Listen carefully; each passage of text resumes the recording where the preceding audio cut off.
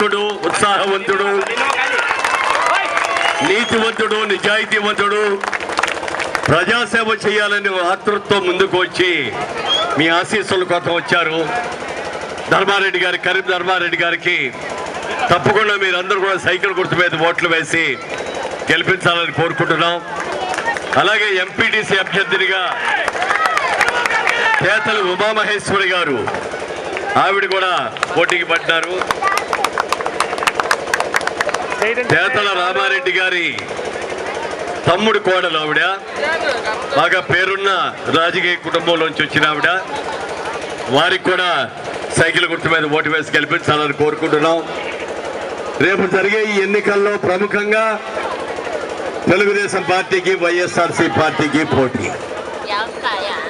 YSRC party అంటే మీకు అందరికీ తెలుసు, దాని పుట్టుకే ఒక అవినీతి పుట్టుక.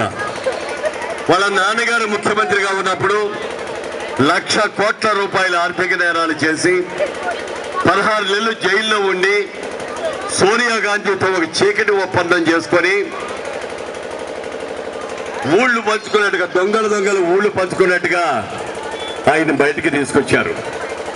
ఇవాళ కాకపోతే రేపైనా ఆయన మీద కేసులన్నిటికీ శిక్ష తప్పదు, మళ్ళీ జైలుకి వెళ్ళక తప్పదు.